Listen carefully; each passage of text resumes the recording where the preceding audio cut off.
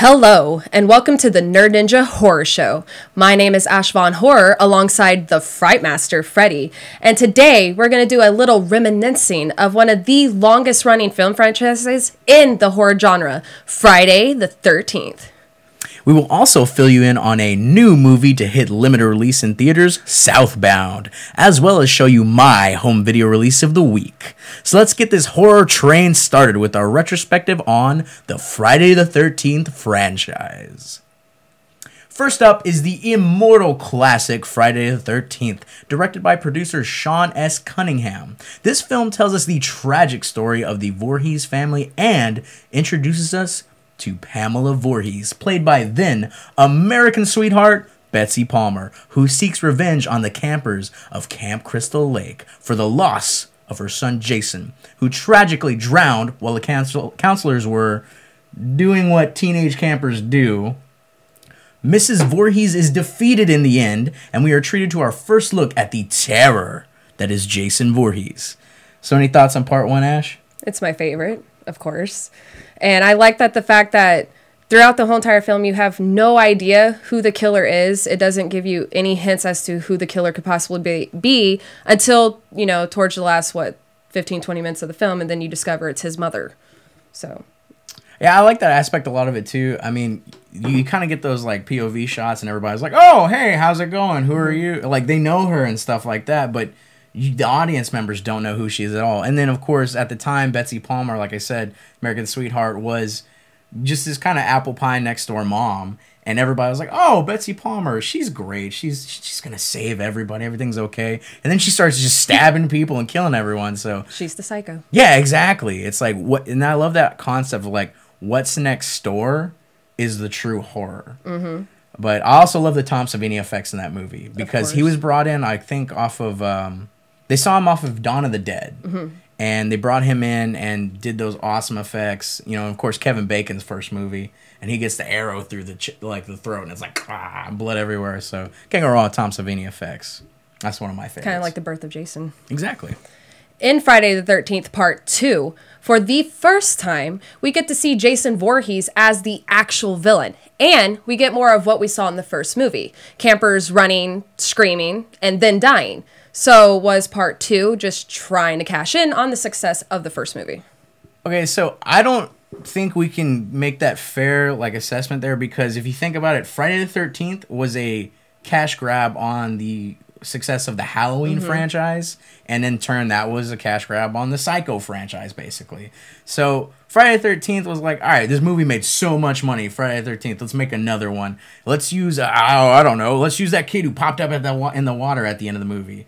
But we get Jason, and that, to me, that's one of my favorite slasher icons, and that made it all good for me. Yeah, I like that we finally got Jason, and how they tied in the storyline of that he didn't actually drown, he was a hermit, saw his mother get killed, and then decides to go on a rampage of killing teenagers. You killed my mommy, I gotta kill you now too. And he's got that Mama's crazy face too. You get the burlap sack on his face in that one, and that's kind of reminiscent of the Elephant Man. Mm-hmm. So I always thought that was pretty cool too. Just that one eye, and so many close-ups in that movie too of that one eye just freak you out so bad. Yes. And he doesn't have his machete then either. He's got his little pickaxe. No, he has stuff. The pickaxe. Yeah. Which is just as brutal in some cases. I mean, a lot of people talk about the burlap sack is kind of a ripoff of The Town That Dreaded Sundown, but I mean, I think it worked in its own way.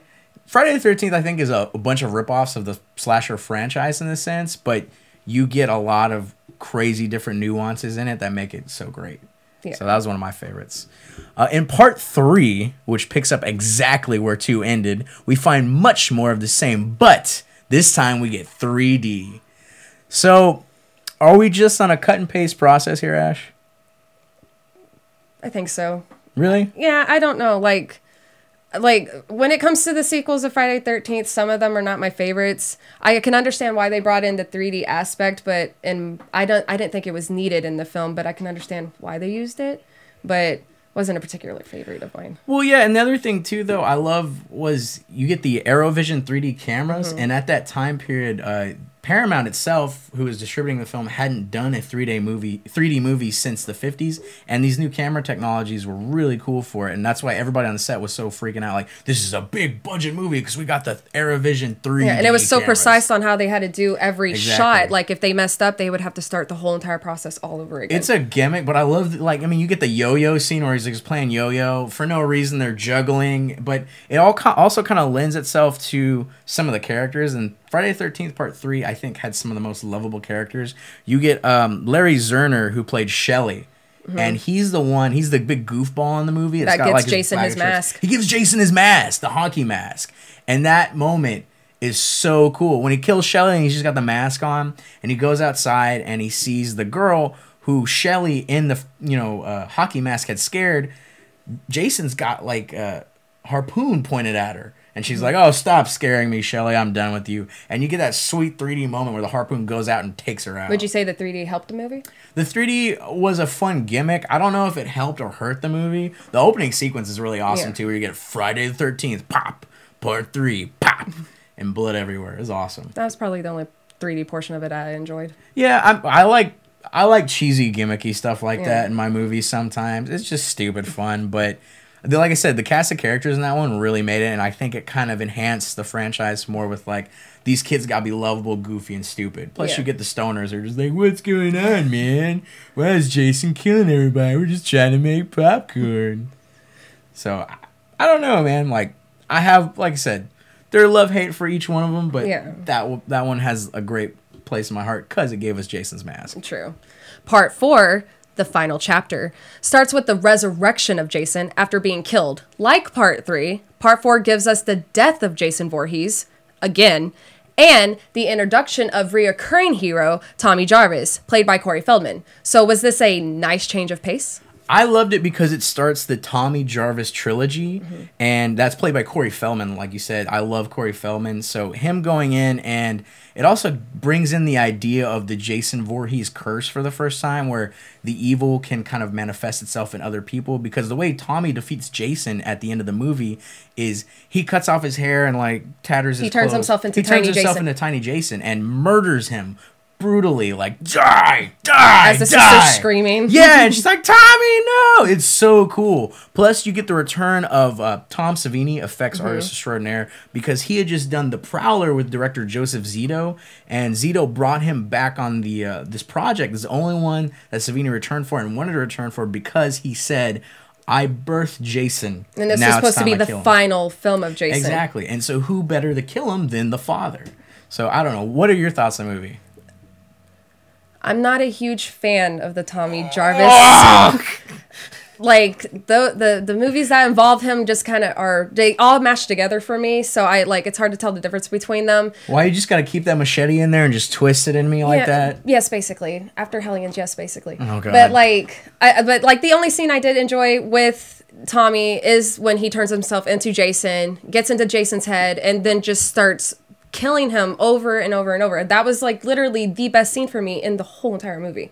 Just because you see this little kid that started off all cute and innocent and, oh, I want to hang with you guys. And then just starts slaughtering this, 6'5" dude. So it's just like you see innocence just demolish. But that was so cool though too, when he's got like the machete through the eye and he's like, oh yeah, and he just slides blood splurting everywhere down. Plus you get that ending where Tommy is in the hospital and he's hugging his sister, and it's that close-up Joseph Zito does where Tommy's just like, oh, I'm sorry, and he looks at the camera, he's like, I'm sadistic and crazy, and that's where you get the Jason Voorhees curse. And I wish so badly they'd continue that, and they kind of get that a little bit in Part 5, but that movie. Yeah, that movie. Yeah. After the final chapter, we are given a new beginning in Part 5. We drift far away from Camp Crystal Lake and head to Pennsylvania. Tommy Jarvis returns along with graphic, gratuitous killings, which concludes with us learning that this was not the real Jason Voorhees after all. So we shifted gears in the story. Did this help or hurt the series? I say hurt. I say it hurt real bad because everybody wanted Jason Voorhees. We were thinking it's Jason Voorhees, and then we find out it's not Jason Voorhees. And like I think out of the whole entire series, this is one of the ones that did really bad in the box office, didn't it? It did. Actually, it did good in the box office because it started good in the box office because everybody thought Jason came back. Once people were talking about it, then like, man, down. Yeah, just down. Yeah. Yeah. I was gonna say, I knew one of them did. And like, I don't know, like, this was also by the director he was a porn director. Danny Steinman, man. So like, so much of this movie was also edited out because of things that he tried to add into it. And then you got someone it's not even Jason Voorhees doing the killings. Yeah. It's the ambulance driver because he witnessed his son get murdered by one of the, what would you call him, a misfit teenager? Yeah, he's got psychological problems. He's like the fat kid eating the candy bars. Like, hey, Fredo. Yeah, I don't like he just wants to be everybody's friend. Yeah, and then he gets mercilessly brutalized. That was Although you also get these two stupidest characters in the history, Ethel and Junior. Junior's this crazy idiot, like, Baba, I love you, and he's like on his little dirt bike, and his mom is like this crazy wiry-haired lady, just like chopping up chickens, like. I was so happy when fake Jason killed them. Oh, yeah. It was like, why do these characters exist? Only a porno director would write that. Well, that's how I felt with most of the characters. When they got killed off, I was just like, meh, you're annoying. Meh, you're annoying. Meh, you're annoying. And then when they died, you're like, yes, because you were really annoying. And did you hear about, like, the weird stuff on set where Frank Mancuso Jr., the producer, was talking about, like, I watched Danny Steinman direct, and all he did was, like, get really awkward on the sex scenes. Yeah. And they hired a Playboy bunny, right? Was that the girl with the big chest area? And that's how he like got each and every one of the actresses. He was just like, nah, not big enough breasts. I don't like it. This dude was crazy. This was possibly actually, I'm going to straight up say it. Overall, this is the worst Friday the 13th movie in the whole franchise. I skipped it for like 5 to 6 years without not even knowing it. Got the box set and I was like, part 5. We're going to pretend like this one didn't happen. Yeah, exactly. And I was just like, well, after watching, I was like, well, that happened. Like, it's depressing. Made me want to cry. God, it was so stupid. So bad. Don't watch that, guys. If you haven't seen part 5, just skip it. It doesn't even matter. You can skip it and you won't miss anything. Just Tommy Jarvis. Part 6, Jason Lives. A mentally unstable Tommy Jarvis returns to Camp Crystal Lake and digs up the long-dead Jason Voorhees, and, through some unusual circumstances, ends up reviving Jason, who then proceeds on his usual antics through the forest. And, as usual, Jason dies in the end. Now, Freddie, correct me if I'm wrong, but isn't this your favorite of the bunch? This is the best Friday the 13th ever. Directed by Tom McLaughlin, who made One Dark Night. He was in like a mime troupe, and he came and he was like, I want to make a gothic horror Jason with a bunch of jokes splattered throughout. You also not only have the return of Jason as zombie Jason. It's the first time you see him as a supernatural force. Before he's just a dude who's hard to kill. Mm-hmm. He gets that like lightning bolt through him and he's like resurrected. It's awesome. But it's also the return of Alice Cooper from not being, he went sober and came back, and his first album he had like 3 songs in the movie. One of them was He's Back, the man behind the mask. I'm a terrible singer, but I love that song.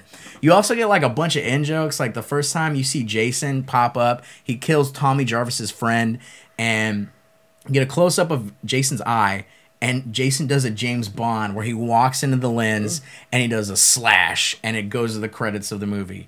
That is cinema excellence right there. I'll plead the 5th on that. You can keep saying that, but you know in your heart it's true. No. Friday the 13th, part 6, Part 6, yeah. Mm-hmm. Tom McLaughlin's Jason Lives. My vote for best in the franchise. And I wholeheartedly disagree. Come on. You get Tom Matthews from Return of the Living Dead playing Tommy Jarvis. But still. And he takes out Jason. Sorta. Dude, he like heroically goes on the lake. There's fire everywhere. All kinds of craziness. Mm-hmm. Takes him down to the bottom of the lake. And almost gets taken down with him. But he chains him up and it looks epic. And then almost dies. But no, she had to go and save him. Someone appreciates my singing voice. Thank you, Sea War Cats. Thank you. No. He needs to hear it in person. But no, you got you defend Tommy to the grave. I know this, but I hated that character. I considered him a useless character. And so when, as you were saying, oh, he's the hero. He was taking out Jason, blah, blah, blah. He had to get saved by his little chick that he had a crush on because he almost drowned in the process of trying to get Jason Meg was down a there. badass too, though. No, I didn't have a problem with her. It's Tommy I have the problem with. They're the ultimate power couple. They defeated Jason together. They weren't technically a couple, though, were they? They were making out.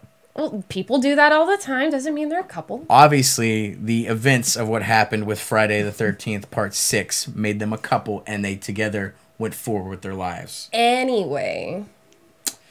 In 7, a struggling teenager with psychic powers unknowingly releases Jason from the underwater grave he was left in during Part 6. More killing ensues, and Jason is eventually returned to the watery grave from which he came. So, Ash, was this lucky number 7? This is when Kane Hodder came back, right? That's all that matters to you, isn't it? That's all that matters to me. Okay, when I first saw this movie, keep in mind I was really young, so I didn't know how I felt about it. As I got older, I felt more appreciative of it because it was kind of like Carrie versus Jason in a way. That's what I loved. So, and I'm a huge Carrie fan. So, like, that's what I thought of when I saw the chick, because I saw Carrie, again, at a very young age. So, like, as I got older, I got more appreciative of it. And I felt like it was kind of a shout out to the Carrie character, taking on this huge, this huge zombie dude, because no one had been able to. And this was, like, his first time where he's actually fighting against someone who can possibly take him out. Going toe to toe. And, of course, it's a woman, so. Hey, man. Well, okay, I also love John Carl Buechler, who had done Troll. Not Troll 2, but the actual Troll. He came off of a bunch of full moon horror movies. Like, have you ever seen that movie, The Ghoulies? Yes. Where the little monsters coming out of the toilet?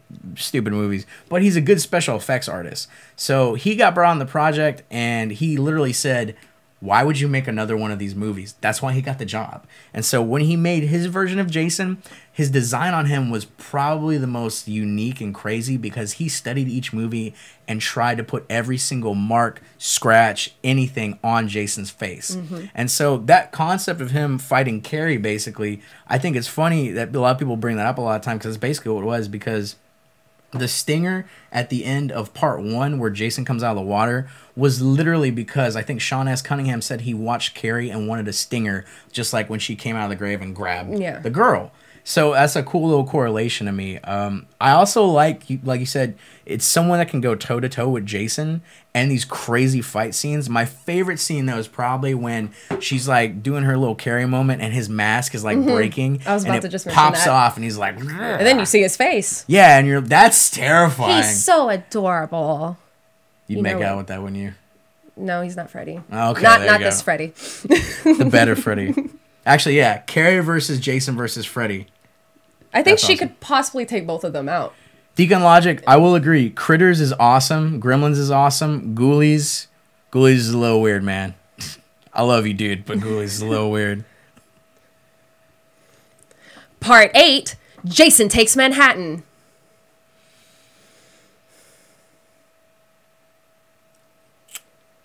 So, Freddy? Thoughts? So, they're on a boat for, like, most of the movie. And then all of a sudden they're in New York. And Jason, he gets killed by toxic sludge. Yeah. There was a lot promised in this movie.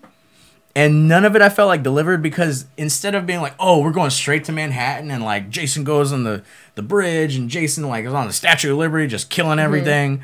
That would have been awesome. Well, they wanted to do that, but budget restrictions. Smaller and smaller and each like, time. They weren't even actually in Manhattan for the majority of the scenes that were in Manhattan. They were in Vancouver, if I'm not mistaken. Yeah, Times Square is literally the only scene in the movie. When Jason's in Times Square. That's literally the only time you see him actually in New York. Everything else is because of budget restrictions. Okay, so the Times Square thing, this part I kind of like and kind of hate. They couldn't film half of it because so many people recognized Jason at that point that they kept getting bothered. Which for me as a fan, it's like, oh my god, yes, horror is finally taking that hold. It's so mainstream and Jason's so beloved. Everyone wants to talk to him. Everyone wants to see him. But at the same time, it's like, well, now we can't get like 2 scenes done. Yeah. I will say this, though. Jason on Arsenio Hall was epic. My favorite scene in the movie, which gets dogged on a lot, but I even told Kane Hodder this when he's walking down, and then there's those punks sitting there with their boombox, and he walks up and just freaking kicks the crap out of that boombox, and they get up and they're just like making threats at him, and he just turns around and just lifts the mask. And you don't even see his face. You just see their face reactions to it. And then they're just like, I'm sorry. And they leave. That was my favorite part of the film. Yeah, just because of him kicking that freaking boombox. What is he? He goes, yo, sucker, you want to die? Yeah. And then all Best of a sudden he's like, yo, line it's ever. cool, man. It's cool. It's so cool. We're gone. So you like the movie just because of that one scene? I like the movie just because of that one scene. So if that scene wasn't in the movie, a hypothetical question here. If that scene wasn't in the movie, I wouldn't like the movie. Really? Even with Kane? Well, the only good aspect of the movie is Kane. Like, everybody should know now, he's my favorite Jason Voorhees. He is Jason Voorhees. But, like, the movie itself, like, the only good thing about the movie is Jason. If you take Jason out, that movie's just garbage. Okay, so we both know all the different variations of Jason. Mm-hmm. Kane Hodder is probably the longest one. Yes. You gotta explain why your love for Kane Hodder is. Because he took the role seriously. And he embodied Jason. He kept the intimidation, which, if you've seen what Kane Hodder looks like, he's very intimidating. So he just gave that persona, and, like, he was the only one, to me, out of every single person who's ever portrayed Jason, that actually embodied Jason Voorhees, and that's why he's my favorite. All right, I'll give you that one. I like Kane too. No. Can't argue with me on that. It's fine, it's fine. Here we go, though. Part 9, Jason Goes to Hell. Sometime after the events of the previous film, the undead serial killer Jason Voorhees is back at Crystal Lake. As he is about to kill a woman, the FBI springs a trap and guns him down, blowing him to pieces. His remains are sent to a morgue where the coroner becomes possessed by the demonic spirit of Jason. The coroner eats Jason's heart and becomes Jason. Now, in a body, he begins to kill again. Ultimately, he goes to hell with the use of a mystical dagger. So where are we now in the series? In desperation. Really? This was my least favorite sequel of the franchise. Like, it's my least favorite. I did not like the whole body jumping. I wanted Jason. I did not want some actor pretending to be possessed by Jason going after people. I wanted Jason, and I did not get my Jason until towards, like, the end of the film. I knew this was going to happen because there are two kinds of people in this world. There's people who are like, I get what they try to do with Jason Goes to Hell. Mm-hmm. Then there are people who are like, where's Jason? Mm-hmm. I'm on the other half. Knowing you, I knew we would disagree with it. I just like the idea. At this point, I'd seen 8 different Friday the 13th movies, and I was like, all right, let's see what they're going to do. Like, I just was so digging the title, Jason Goes to Hell. Plus that cover. Well, I like the title of it. Plus the cover with the metallic mask and the little wormy coming out of it. I was like, as a kid, I was like, what is this? This is amazing. But I like the idea. Adam Marcus comes out straight out of My Boyfriend's Back, which you love My Boyfriend's Back. Yeah. Yes, I do.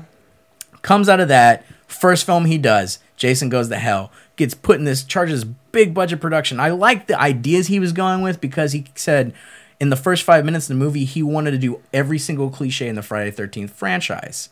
Plus, he switched a bunch of stuff like around over its head. So, like, a lot of times he felt the series was sexist. So there's that one scene where Jason's in the coroner's body and he gets the sheriff. And for no reason, like, I'll give it this. It's a stupid scene, but I get what he's trying to do. For no reason whatsoever, Jason in the coroner's body starts shaving the sheriff. What they call the homoerotic scene. The homoerotic kiss. And he makes out with him and transfers the monster into his body. But the other things I love about Jason Goes to Hell, the mythos has changed a little bit. You get to see Pamela Voorhees' house. Mm-hmm. Not only in the basement do you see the crate from Creepshow, but you get the Necronomicon from Evil Dead in the house. His favorite movie. And right then and there, I was like, oh my God, Pamela Voorhees resurrected Jason with the Necronomicon. Ash has got to kick some dead-eyed ass. That's how I felt. But it didn't happen. Well, okay, but we also had the greatest cliffhanger ending ever. Yes, I'll give you that. That's the only good part about the movie is the cliffhanger. Plus, you get Kane Hodder playing Freddy in that scene. Yeah, you got Kane Hodder. If you're not familiar with the ending of the film, it shows a dog messing with the dirt. You see Jason's mask, and then all of a sudden, bam, here comes Freddy's hand, and he's dragging him back to hell with him. That was literally the best part of the movie. And that was all Adam Marcus, too, because he's like, wait a minute. Because this was the first film under New Line that Friday the 13th. So they can use Freddy. Yeah. So he's like, just throw it in there. And this was supposed to be setting up for Freddy versus Jason way back then, wasn't it? Yeah. That's why they were doing it. For like and then we waited for how long? 10, 15 years, maybe. Yeah. They're just discussing it. They had so many scripts for it. So many. But instead, we get this. In the 10th installment of the series, we get to see Jason 445 years in the future. What do you make of this one, Freddy? I think I had a lot of stupid, dumb, idiotic fun. Because I think I would have been more pissed if I was like there, like waiting for Freddy vs. Jason and then saw Jason X. I don't have that problem. I just saw it, I was like, okay, he's in space, like the Leprechaun. And now he's Uber Jason. And for some reason, he's fighting the crew of Andromeda. And Uber Jason was pretty cool looking, though. Uber Jason was cool. There's okay stuff in it. It kind of made fun of itself in a way. Yeah. So, I mean, like, it's not a particular favorite of mine, but I like that they kind of, like, dug at themselves knowing that this was campy as possible. And then, you know, Kane always taking his role seriously. Jason walking around doing what he does best, killing people, like shoving that chick's face. Yeah, that was an awesome scene. When her face froze over, like, and then he just bashes it, and then poof, there goes her whole entire head. I love Dallas Spuddy's talking about the cyber girl, where he's trying to get her nipples, and they just fall off. Keep falling off. K9. And then she gets like the souped up suit with all the gun, takes out Jason. The PVC suit? Yeah. And then Jason, you know, of course, turns to Uber Jason. I mean, it's a movie where I'm like, okay, I own it. Yeah. It's one of those where I'm like, okay, I'm bored today. Jason X, let's see what happens. That movie is so sad too, because at the same time, it got put on a shelf for like 4 years, I think, and it got illegally downloaded by everybody because someone at the studio leaked it. So by the time it finally released in theaters, everyone on the internet had seen it and had already like rated it or reviewed it. Yeah. So that movie was dead on arrival. Yeah, it was. And I feel kind of bad because I like the screenwriter Todd Farmer. He went on to do the My Bloody Valentine remake, which is pretty decent. And then my personal favorite, the best Ghost Rider movie ever, Drive Angry. Because if you watch Drive Angry, it's pretty much what Ghost Rider should have been, and he even has Nicolas Cage. So I give him a D for effort. So we can both agree that this movie was ridiculous. It was stupid fun. But here we go. The moment we've all been waiting for. The next time we see Jason Voorhees on screen, he's joined by another horror legend. That's right, Freddy Krueger. Ash, I know you have been waiting for this one, so take it away. Yes, I have. Freddy vs. Jason gave us the film most horror fans were waiting for. Freddy, disguised as Pamela Voorhees, resurrects Jason and convinces him to kill others, to spread fear and strengthen his power. And then Freddy quickly discovers that this is a bad idea because it starts backfiring when, you know, Jason is more fearful. He's making everybody more fearful of Jason. So he has to put an end to it, has to take Jason out. This is personally one of my favorites because it brings together the two horror icons from the slasher genre, something that hadn't really been done before. You got Elm Street and Camp Crystal Lake colliding into one huge death battle. So what more could you ask for? I was so happy with this movie. I don't even care. There's like... It's cheesy, but it's fantastic. No, this isn't cheese. This is Oscar-winning material right here. There's like 10 to 15 different screenplays. Even Mike Judge, who made Beavis and Butthead, wrote a version of this script. I think it was Jeff Katz. He was a kid in high school when they did Jason Goes to Hell.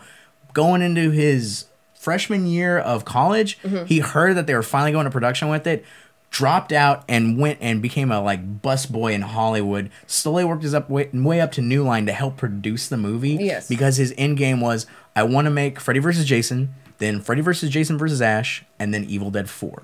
Which that right there is the holy trinity of awesome for me.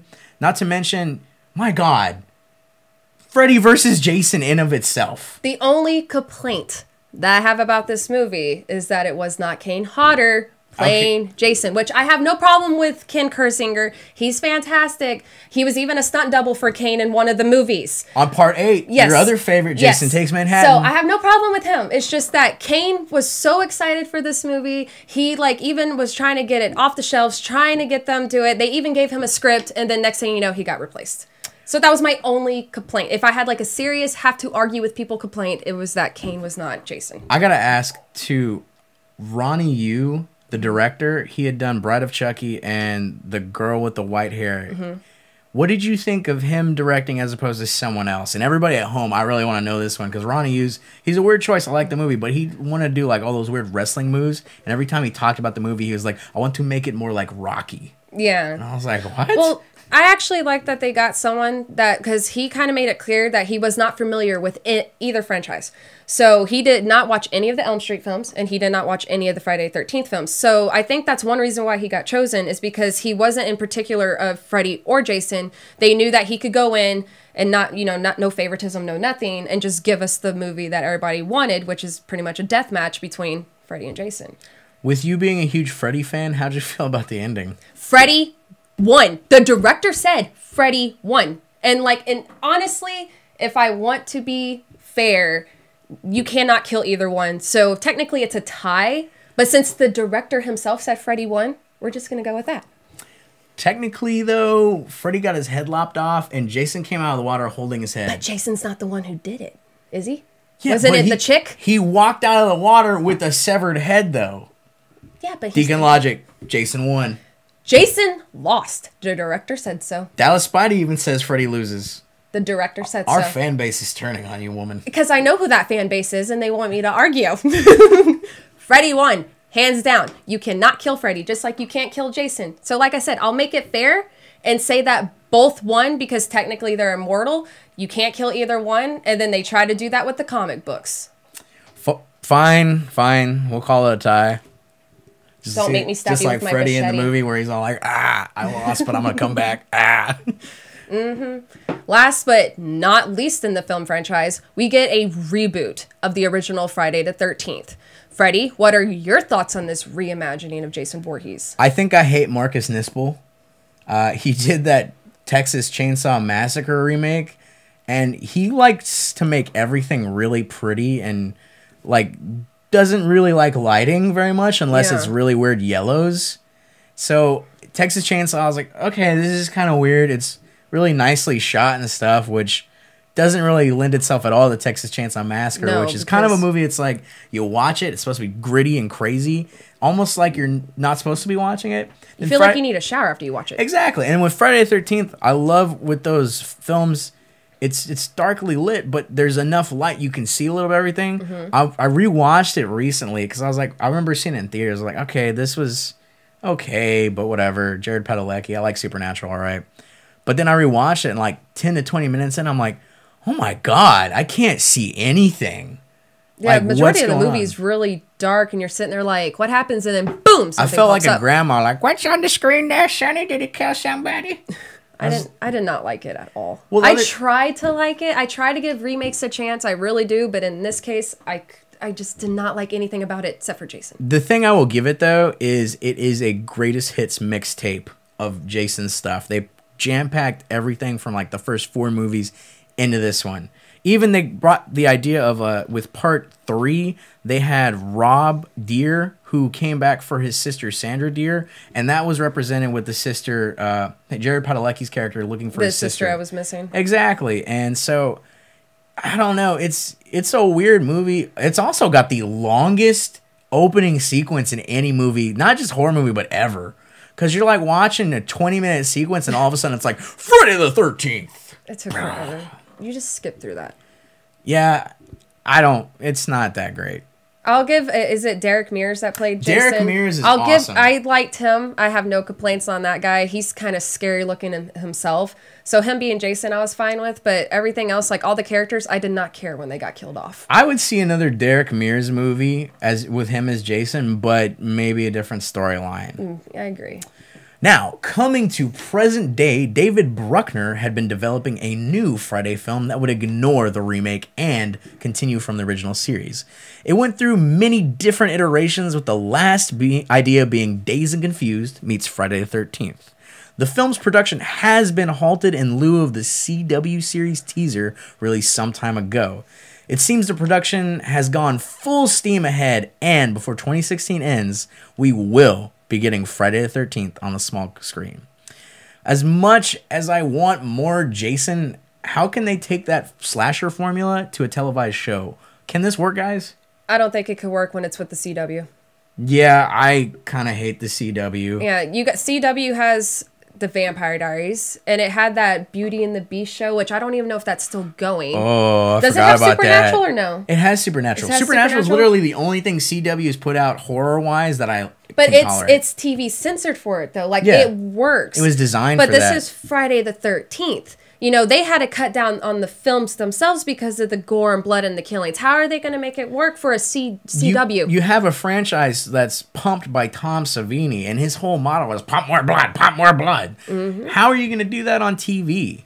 I don't know how it's going to work. I mean, and the only time Friday the 13th has ever been serialized was the Friday the 13th series from the 80s, which that wasn't even about Jason. It was like cursed objects, and the only thing they had in common with the movies where they had John D. LeMay. He played Ryan in the series, and he played Steven in Jason Goes to Hell. Mm-hmm. That was really about it, and Frank Mancuso Jr. producing both. But I just don't see how you can make this happen. Yeah, and for those who don't know, there's not very much information on the series, but it's been said that the show will take place in the city of Crystal Lake, and it will follow a cop who starts digging into the past murders because his brother has gone missing, and that the family will have some sort of connection to Jason himself. And Jason won't be the only killer. So, Freddy versus Jason versus Michael versus Leatherface Versus Chucky. Yeah, I had to watch that, actually. Versus Pennywise. I like Deacon Logic's thing here. He goes, one death an episode, and then he kills the whole camp at the end of the season. Yeah. And they're labeling this as a crime thriller horror. Like, they're kind of just taking the word horror out of this altogether and kind of making it, from what I've been reading on message boards and everything, people are comparing it to, like, crime TV series. And so they're trying to be Hannibal? Yeah, so that's what a lot of people were saying. They're like, are they trying to go the Hannibal route? Because look what happened to Hannibal. Yeah, it's pretty much done. It got canceled. Yeah.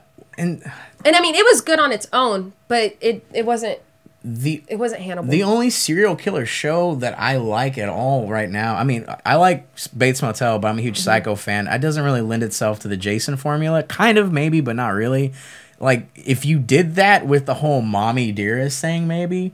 But The Following is the only other serial killer show I can think of. Which that's Kevin Williamson's show, who did Scream and stuff like that. And that's Kevin Bacon tracking down this head serial killer who's got like a whole, ranch of serial killers that he sends out across the U.S. using Poe, Edgar Allan Poe stuff. And that's an interesting concept. But even then, like a couple episodes in, I was like, all right, man, this is like getting way too long. Yeah. If they do this, we don't need 45-minute episodes. Yeah. They need to take a cue from Ash vs. Evil Dead, give us bite-sized bits of awesome. Because Ash vs. Evil Dead was 25 minutes apiece, and it still made you coming back. It made you want more. Yeah. And the producer was quoted saying that they didn't want to do a show about a guy with a machete going around killing women in tank tops. Because apparently that's all Friday the 13th is. Yeah, actually, Deacon Logic did mention Dexter. Dexter. But that show worked. He's like a superhero on that show. I was like, Yeah. I'm coming to kill all the bad guys. I don't classify him as a bad guy. I mean, anti-hero, but I don't know. Yeah, it's kind of weird, but that's about it for that right now. That's our look back on the Friday the 13th franchise, but... Oof. Yeah. Hitting limited release in theaters and available on iTunes comes another anthology concept from the creative team behind the VHS franchise called Southbound. Southbound is a horror anthology with 5 interweaving segments, much like Michael Dockery's Trick or Treat. Each segment is set along a vast stretch of highway in the middle of nowhere where all kinds of nightmares accidents occur. Returning from the VHS franchise are David Bruckner, Patrick Horvath, Roxanne Benjamin, and Radio Silence to once again bring us some very clever scares in a new fashion. Okay, so I was really excited about this movie. I love the VHS franchise. I also love the fact that Radio Silence came back. Radio Silence, if you guys aren't familiar, it's a group of filmmakers consisting of Matt Bettinelli Open, Justin Martinez, Tyler Gillette, and Chad Villela. They came together to form this group, Radio Silence, and they did that last segment in the original VHS movie where they go into the haunted house and they think it's just like a bunch of fun and find all the Satanists upstairs. Yeah. And it's all crazy. And it was one of the first times for me, what really got me was they get out. The kids that are, going to the haunted house get out and they're like, oh, let's get out of here. But they have that moment where they're like, let's not be jerks. Let's be heroes and go save this girl who's being tortured upstairs. And so that moment was what really got the respect for me in that segment. Was I was like, oh my God, they care. These are horror heroes. We don't really get that a lot. Yeah, you don't get that very often. And so for Southbound, they directed the opening segment and the ending segment, which you see right here. It's these two guys getting chased by reapers, basically. Yeah, they reminded me of Grim Reapers. They're like real weird octopus-looking things. Yeah, like no tentacles, but just like weird floating, massive monster-looking Grim Reapers. Hey, let's drive around. We got blood on us. Yeah, let's keep driving around in circles because every time they try to leave, it circles back. Well, I think it was like a representation of purgatory. Yeah. And that was the whole point. So, but the other thing I really love about this movie was you get David Bruckner, who I said before was going to do the Friday the 13th movie, and he did the segment Accident. Mm-hmm. And there's one segment that Roxanne Benjamin does called Siren, where it's a band of girls. Basically, they're trapped on a road. And these weird people, that's them right there. These weird people kind of come and find them, and they take them to their house, and they start kind of drugging them and saying really weird things. Weird is an understatement. Yeah, it was really freaky. They're looking. like Stepford Wives style. Cult Stepford Wives weirdos. Like, they were creepy. Yeah, well, one of them gets away, and actually right there, the girl that guy's holding in his hands, that's the girl who gets away from that segment. She gets hit by this guy's car. She gets hit hard. Yeah, and so...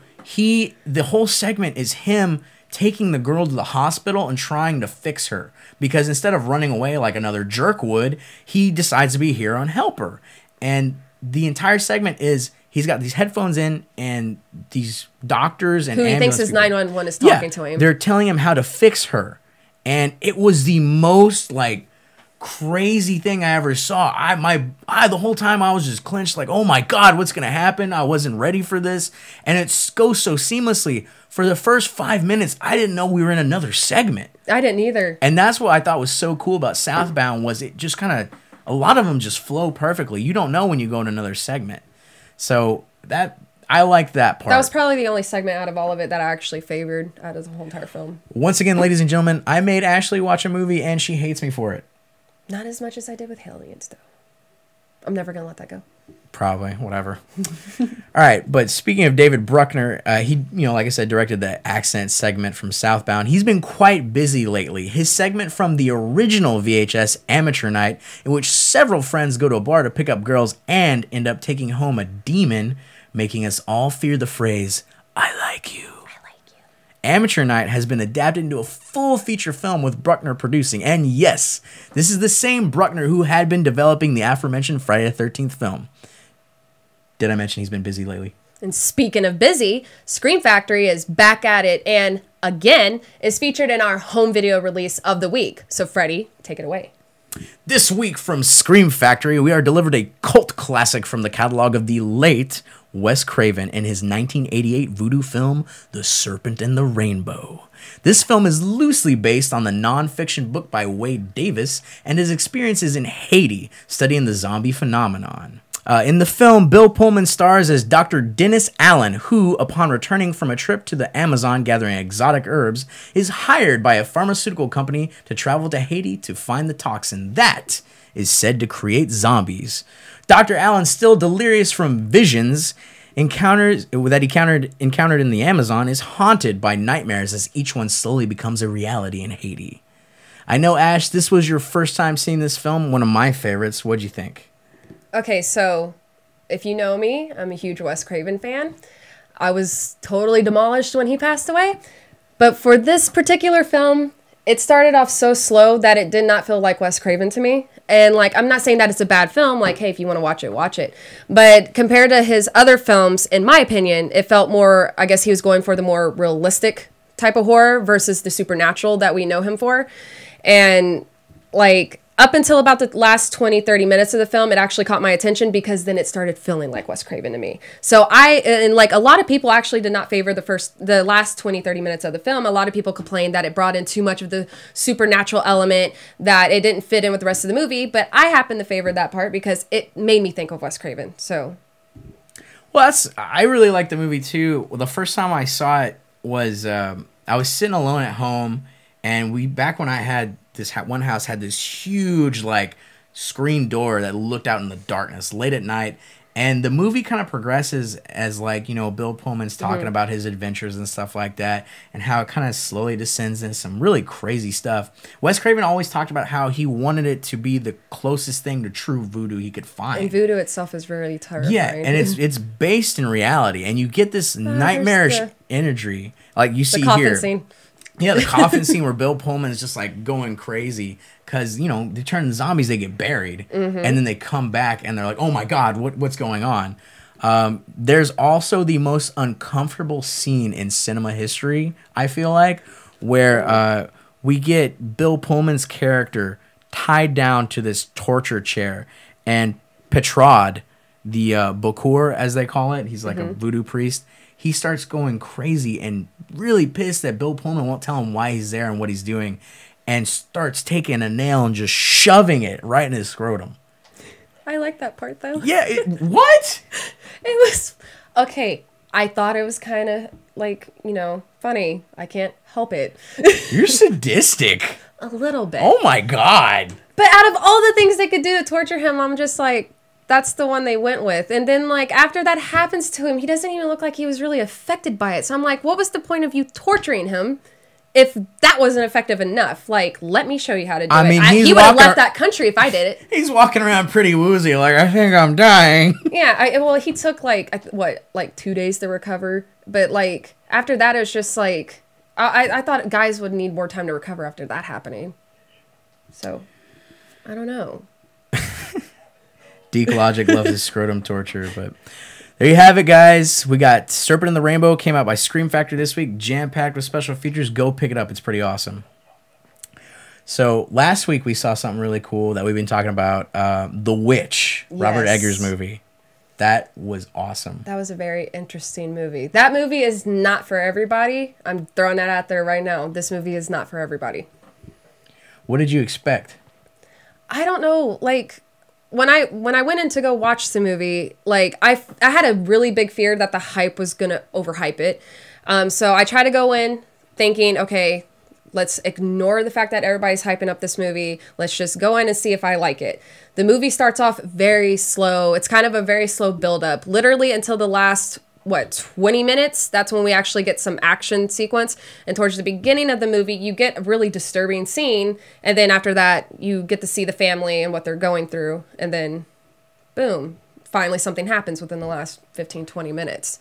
And when I say that this horror movie is not for everybody, this movie's literally split the horror fandom into two, because you got one side saying that they were glad this is not your typical horror movie. It's not like The Conjuring. It's not like Paranormal Activity. It's not like Saw. It's not like any of those films. It's kind of in its own thing. It's not, you cannot compare it to those films. And then you got the other side that's like, oh, it didn't have jump scares. Oh, it didn't have gore. It didn't have blood. It didn't have enough of this. It didn't have enough of that. So you literally split the fandom apart. And then you also split people in the religion aspect of it apart, because you got people who are religious who said this movie is offensive to people of the Christian faith.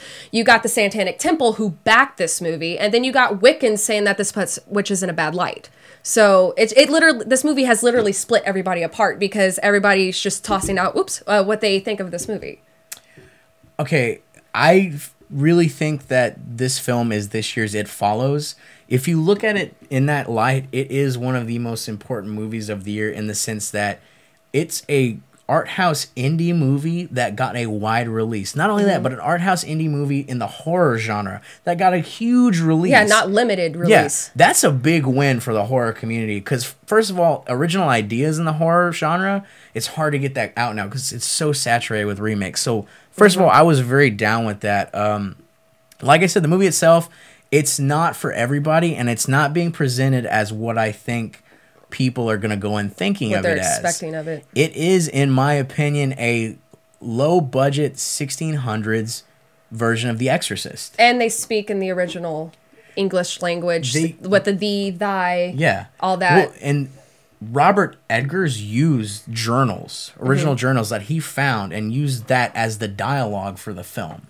How do you think that played out in the film, though? Do you think it hindered it, like people's understanding and stuff? Well, I've read Shakespeare, so that type of... Oh, you got that. It doesn't bother me too much, but I know some of the complaints were that people were like, okay, it needed subtitles. I don't really understand what they're saying, which I can understand. But I like that they added that into the film because it kind of puts you into that time frame, and like the way they speak, you don't hear that anymore. So I enjoyed the fact that they kept that, but a lot of people disagree and they said, oh, it needed subtitles, et cetera, et cetera. So hey, if they go buy the movie, go put the subtitles on it. Problem solved. I feel like this was excellent filmmaking, though, because filmmaking is, you have to use both script and imagery to tell the story. Even like me, I went to that movie like completely exhausted from work. I had done a lot of like physical activities that day. I was exhausted. I hadn't even eaten that day. So I went and just saw the movie. I went in and they started talking like that. I was like, oh God, I hope I'm able to follow this. But the imagery put on screen and the way the story flows as a narrative is just so easy to follow, in my opinion. Yeah. That it doesn't matter that you hear the dialogue perfectly. The dialogue obviously amplifies things because some of the things they say are really messed up and adds to the plot a lot. But the story flows so well for me, I was just like, oh my God, I get this movie perfectly. That, in my opinion, is perfect filmmaking. That's what I loved about it. As I'm watching the movie, I didn't understand why the Satanic Temple was backing it. Because the whole time, they're very much against, like, Satan and, like, the witches themselves, sin, anything like that. And especially the father. Yeah, especially the father. And the mother, oh my God. Oh, worst mother ever. Right? Because they keep trying to get rid of their daughter who they think is a witch. Like, just send her off somewhere. She was the only character I felt sorry for. Exactly. But that's what played so perfectly. And as I was saying, I wasn't understanding why the Satanic Temple was backing this so much until the very end. Because the whole movie, as you're watching it, you realize each member of the family kind of represents one of the 7 deadly sins. And that's why the evil in the forest takes hold of them so easily. And the girl who, you know, is being accused of a witch, she doesn't really do anything wrong. It's her father's pride that gets them in that situation and puts them in that horrible time. The mother's, like, want and desire for that silver cup that she lost, and holding against her that her brother went missing in her care. Exactly. That wasn't even her fault, and like the whole entire time, I did not like that. Her mother had greed. Her mother wanted her old life back. She wanted the easiness. She wanted back into the colony, the plantation, and everything. She wanted to be back with the people. The father wasn't having it. And then the 2 twins was frivolity. It was just, you know, they didn't work.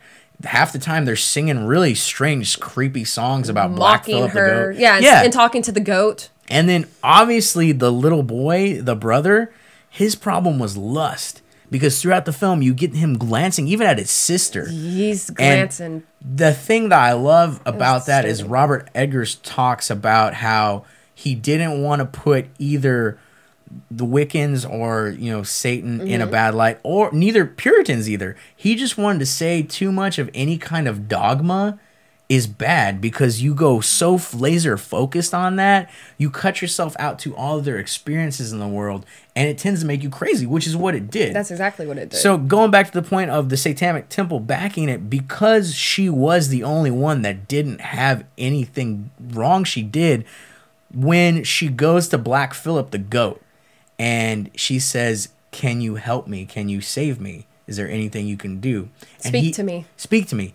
He leads her to the witches, and she embraces them because, in that sense, Satanism or Wiccans, whatever have you, that's her savior. Her whole family's gone. As disturbing as that is. Yeah, as disturbing as that is, her whole family's gone. She's got nothing left. And she goes to them needing something, wanting to be free, because no matter what, in that time period, and I felt so bad for her. I felt horrible for her. No matter what she said or did, everyone was going to blame her for that. And it She got was gonna held be- against her. She was going to be burned at the stake no matter what. Yeah, especially at the scene where her father locked him into the barn. That was horrible. Like, I'm like, what kind of a father would sit there and lock their children because he's thinking one's a witch and now he's starting to think the other one's a witch? I mean, that whole hysteria starts really kicking in towards the end of the movie, and you're seeing it more in the father than anything. And it's all his fault that they're there in the first place. Like, he's to blame, in my opinion. It's all his fault. That's another thing where the time period plays good into the horror, because instead of like most contemporary films, if you have someone like, oh my god, she's a witch or a demon, everybody's gonna be like, ah, ha, ha, ha, whatever. Because it was in such paranoid times, the father's like, he's a witch, you're a witch, they're all witches. He just believes it so easily. Yeah. So that film, honestly, if you go see that movie, guys, and hopefully we haven't spoiled too much for you, go in realizing that the horror comes from the family, and since the witches are their savior, almost. Not saying I'm advocating Satanism, not saying I'm advocating Catholicism, Puritanism, whatever. It's just a good film, and the horror comes from the people, and that's where most horror comes from at the end of the day. Yeah, I agree. Well, there you have another horror-filled episode. Today, we took a peek back on the Friday the 13th franchise in anticipation for the Friday 13th TV series due out later this year.